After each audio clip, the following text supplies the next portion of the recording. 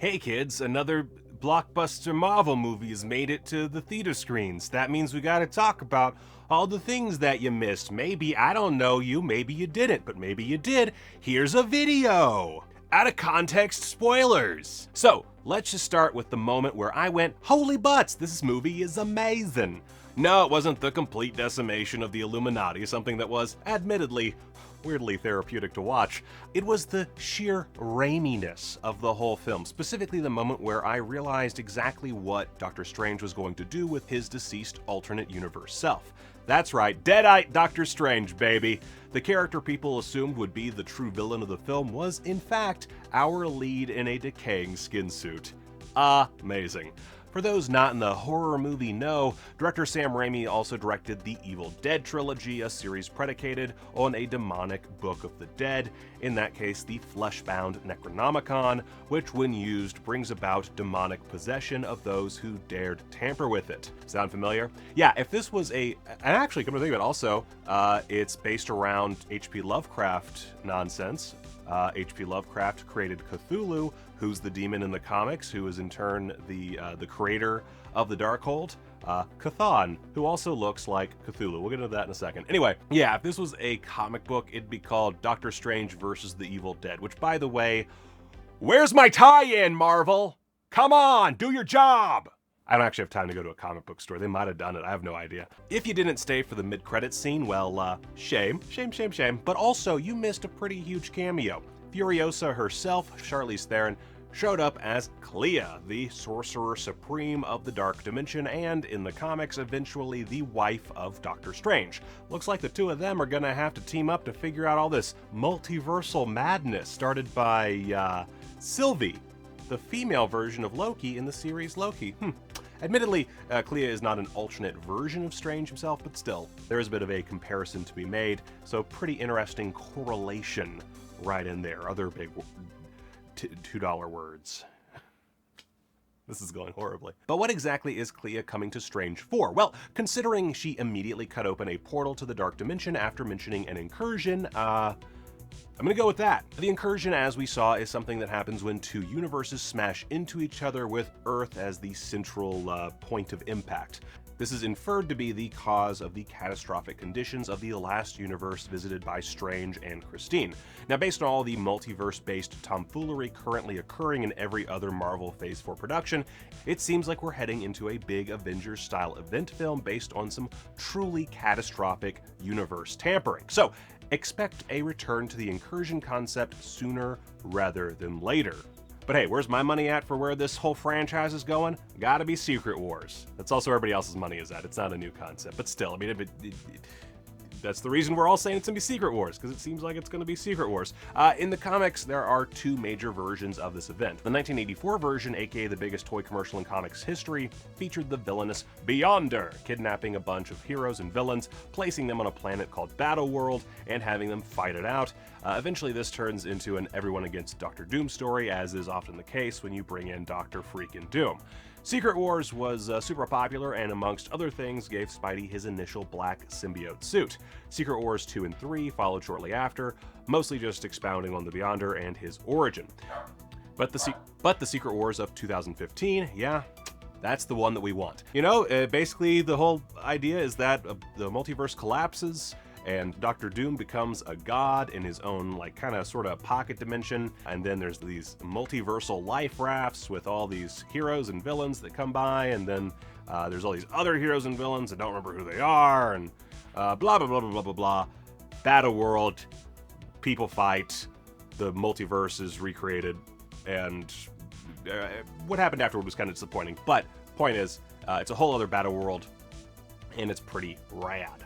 Some fans have had questions about where exactly Wanda's children came from, and that's a mystery that the film explains. Since Thanos is defeated pre-snap, their ages aren't an issue because she's of course had more time to have and raise children. Additionally, the whole reason she's able to create the same children that exist in the alternate universes is that she dreamed them. We learn in Multiverse of Madness that our dreams are glimpses into alternate realities, from which she pulled the look and personalities of her kids.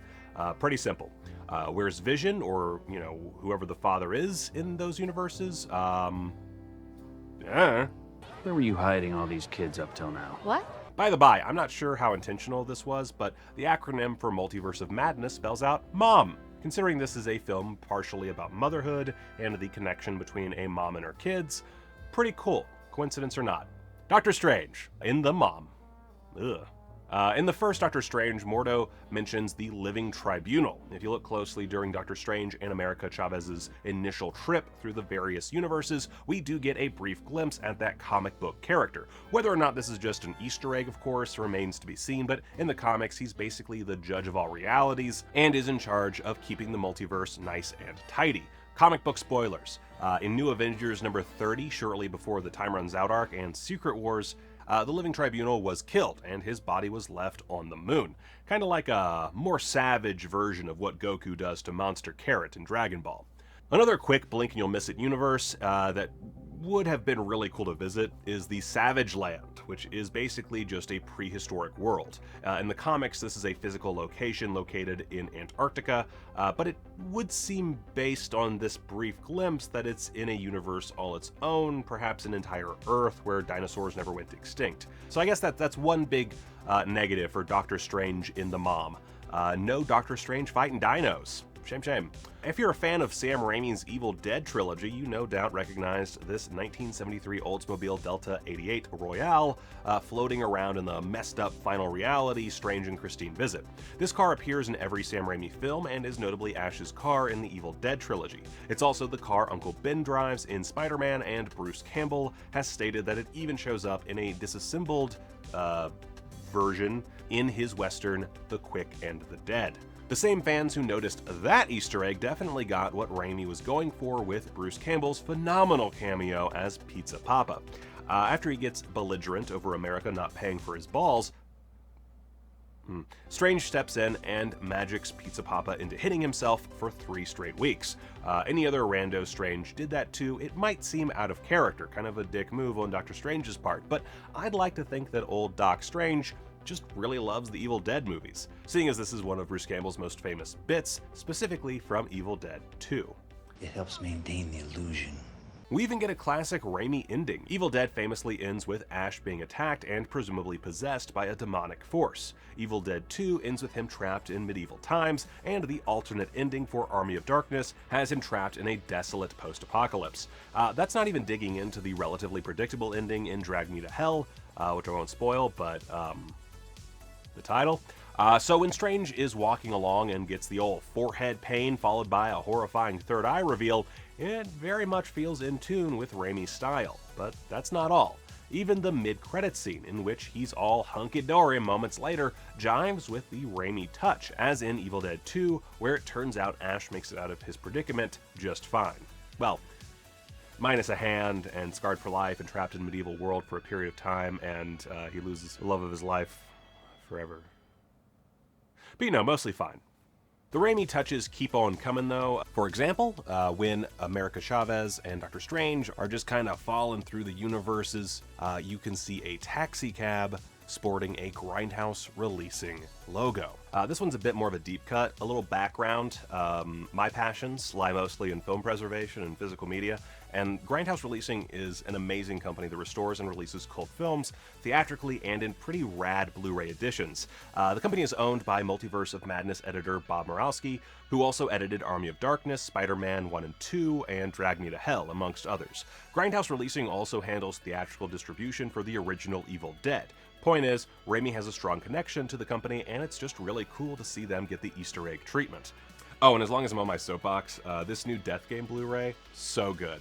Not for everybody, but I really enjoyed it. It's what that Keanu Reeves movie with Eli Roth, Knock Knock, is based on, and it's a really good little gem from the 70s, so check that out. Oh, and this might be a bit of a stretch, but when Wanda is chasing Strange and company through the tunnels under the Illuminati base, that does seem like a direct nod to zombie Wanda in What If. While none of the What If characters appear in the film, between this and Captain Carter, there does appear to be some references that Marvel couldn't help but pop in. Or it's just me stereotyping crazy witches with a preference for the color red. I don't know. This shot in Evil Dead is also referenced by Wanda when she enters a mirror as if it's water, mostly because, it is water. One of the more rad yet simplistic practical effects in 2 Sam Raimi movies, and in this case, part of a truly horrifying sequence that might be one of the absolute top scenes in all of Marvel history for me. I love that scene. Of course, in addition to all the obvious cameos like John Krasinski's long in-demand casting as a bowl of spaghetti, there's Professor X showing up, played by Patrick Stewart, and that toaster he was riding in was a somewhat clunky version of the hover chair he uses in the 90s X-Men cartoon, which is itself getting a Disney Plus continuation in 2023. If you didn't immediately make the connection, this entrance is also accompanied by Danny Elfman's interpretation of that show's earworm theme song. Presumably, this is all just to get people really pumped for that X-Men series, which does include a lot of the original voice cast coming back, so pretty rad. Now, Patrick Stewart is one of 2 Star Trek captains up on that obnoxious Illuminati stage, by the way. Black Bolt is portrayed by Anson Mount, the same actor who played the character in that Inhuman show we all forgot the same day it premiered. He's also Captain Pike in Star Trek Strange New Worlds, itself a spin-off from his appearance in Star Trek Discovery. Considering he was Captain Kirk's predecessor, he's also canonically the oldest captain in the scene, so that's pretty dope. Now, one of my theories as to how Wanda will come back is that she'll be saved from death by a resident of Mount Wundagore. This is because in the comics, Mount Wundagore, in addition to just being really fun to say, is a pretty major component of various characters' backstories, Wanda included. It's also the place where Chthon wrote the Darkhold, which is of course analogous to him carving it out atop the mountain. The most notable resident of Mount Wundagore is the High Evolutionary, who is essentially Marvel's version of Dr. Moreau. And his, you see, look, that's 1-to-1. You know, is it Marlon Brando or is it a giant machine man? I can't tell. And his cow-woman hybrid Bova is the person who delivers babies, Wanda and Pietro, within the High Evolutionary's home. It could be that the MCU version of the High Evolutionary rescues Wanda and takes her to a nearby town or base, and maybe, just maybe, that's where we'll get our version of Magneto.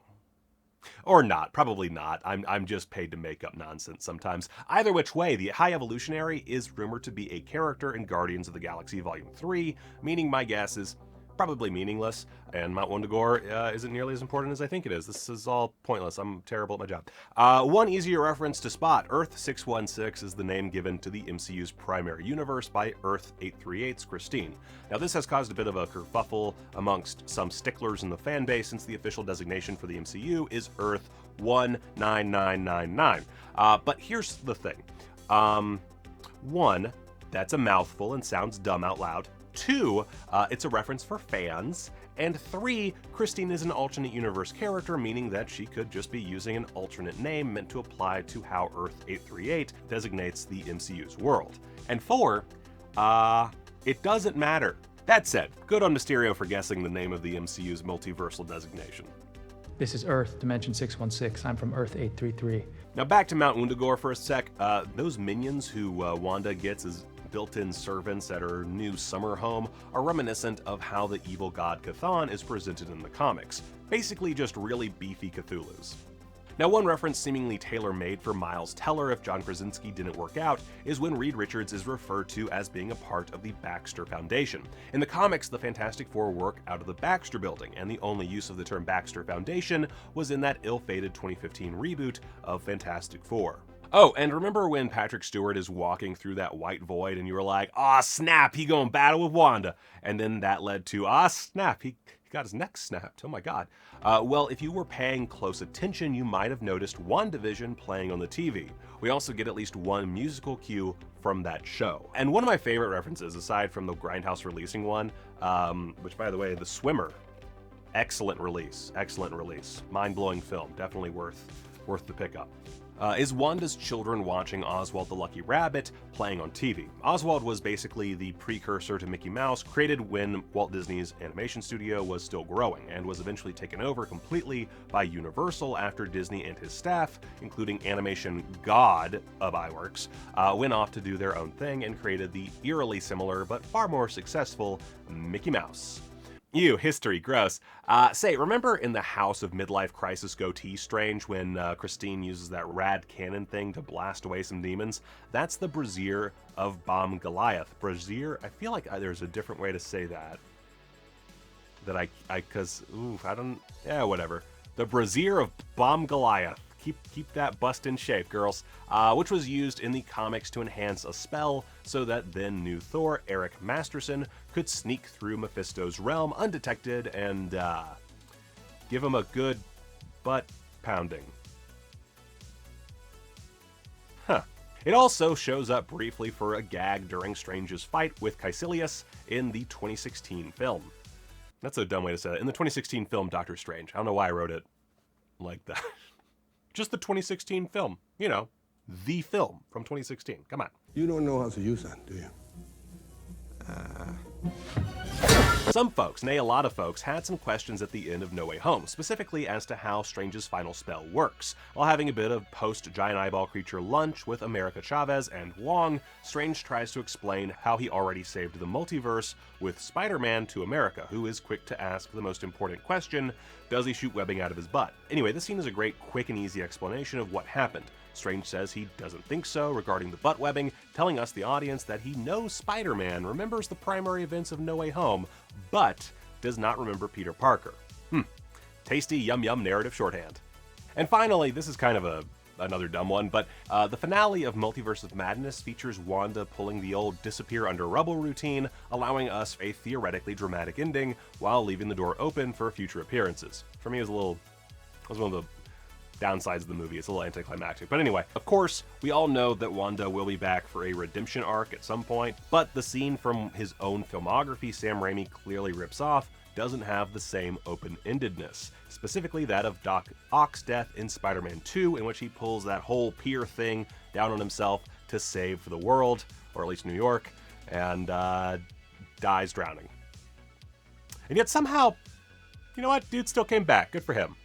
And yeah, there's plenty more references and Easter eggs in Doctor Strange in the Mom!